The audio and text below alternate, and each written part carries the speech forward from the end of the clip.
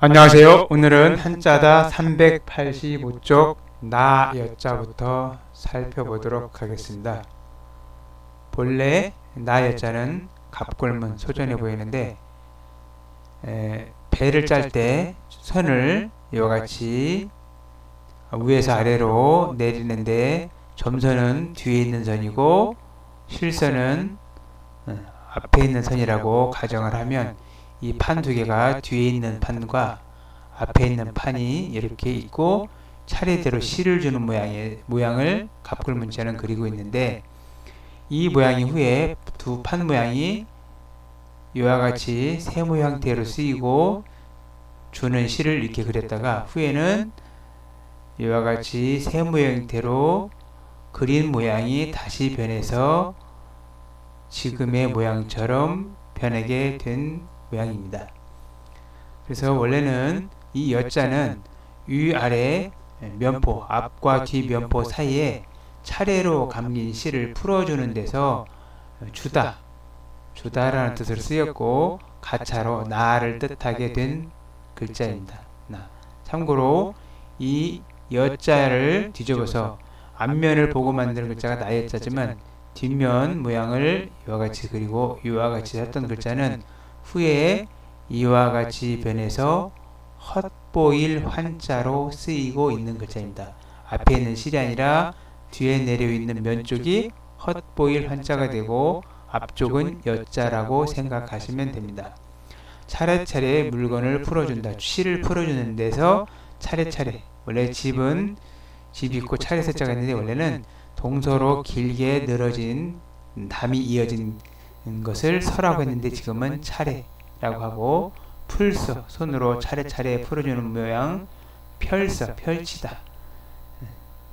집, 몸집 모양이 있어서 집을 펼치다, 들야, 들에 넓게 펼쳐져 있는, 마을 밖에 펼쳐져 있는 들, 막길예 등의 글자 등에 쓰이고 있습니다.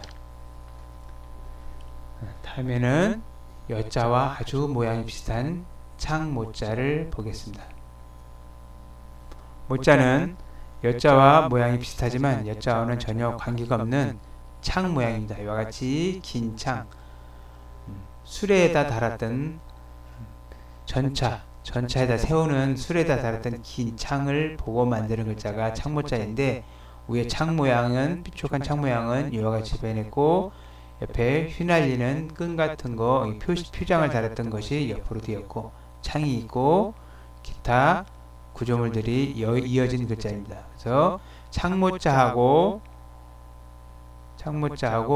나여자는 모양은 비슷하지만 전혀 다른 글자입니다. 그래서 긴 창모, 전차에다 세우는 긴 창이기 때문에 긴 창모, 창처럼 긴 풀 띠모, 부드러울 요, 탄력있고 흔들흔들할 때마다 흔들리는 데서 부드럽다, 밟을요, 부드럽도록 밟는다, 힘쓸모, 창을 들고 힘써서 일을 하다, 안개무, 성알무 등의 글자 등에 쓰이고 있습니다.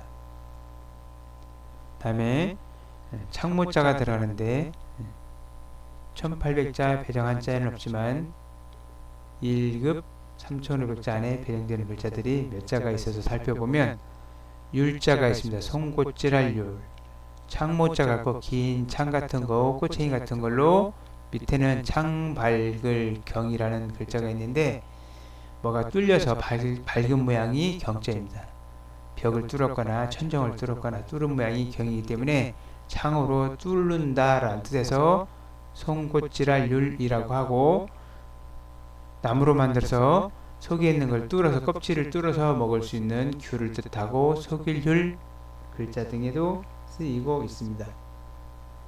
다음에는 아들 자자를 보겠습니다. 자자는 아이 모양입니다.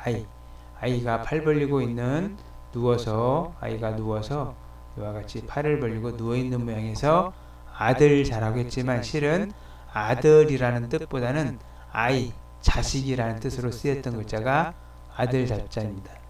본래의 한자 의미를 보면 아들 자자의 상대어가 계집여자가 아니라 사내남자의 상대어가 계집여자라고 보시면 됩니다.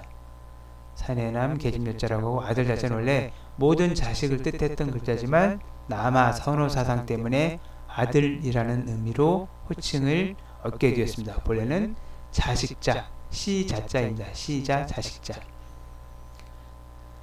자자를 따르는 글자는 글자자, 집이 있고 아들 자자가 있어서 집에 자식들이 많이 늘어난다 라는 뜻을 쓰였지만 후에 늘어나는 글자, 사물을 보고 직접 만드는 글자를 문이라고 하고 그 후에 상형문자, 부수 글자들이 모여서 된 글자를 자라고 합니다.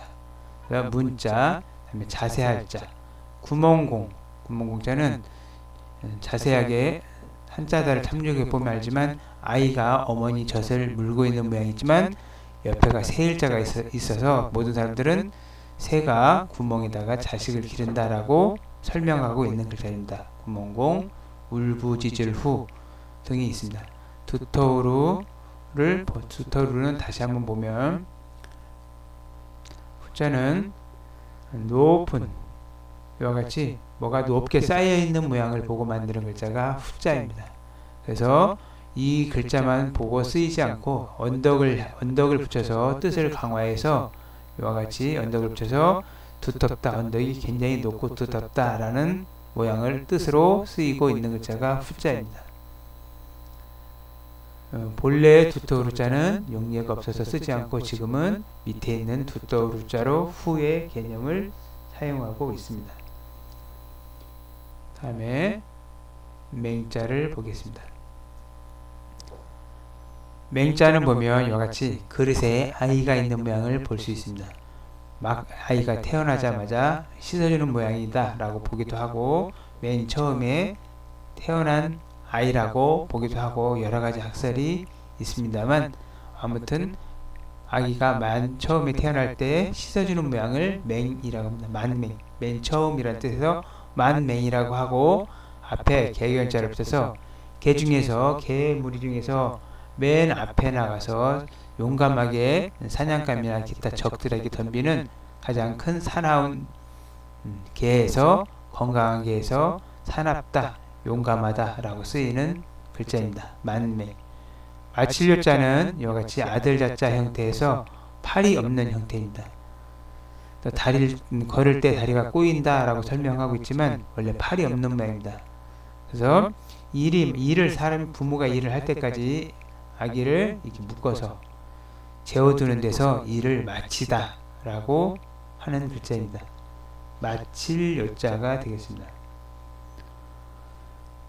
마지막으로 배정한 자 1800자에는 없지만 3500자 1급 한자까지에 보면 포함되는 글자가 있는데 이 발자가 있습니다. 무성할 발. 풀 쌍날철자가 있고 옆에 이렇게 감싼 모양이 있어서 나눌팔자 쌍날철자가 있어서 풀이 무성하게 나누어서 펼쳐져 있는 모양을 무성할 발이라고 하는데 이 모양이 후에 변해서 풀조자 모양은 이와 같이 여십자로 변하고 밑에 모양이 변해서 이와 같이 변했고 밑에가 아들 자자 형태로 변한 글자입니다. 발은 초목이 무성하다 라고 쓰이고 있는 글자입니다. 초목이 무성하다. 아이가 무성하게 금방금방 자라다 라는 뜻으로도 쓸 때도 쓰이는데 이 글자의 훈음은 살별, 폐, 변할, 발이라고 해서 살별은 해성, 이 별이 나타나면 안 좋은 기운, 안 좋은 일이 생긴다 해서 살별이라고 해서 해성을 폐라고도 하고 무엇이 많이 변하는 것들을 나타낼 때 발이라고도 합니다. 발. 그래서 살별, 폐, 변할 발. 그래서 거스를 폐, 마음이 갑자기 변한다 라는 의미가 있고 노할 발, 갑자기 힘이 생긴다, 바다 이름 발 등의 글자 등에 쓰이고 있습니다. 감사합니다.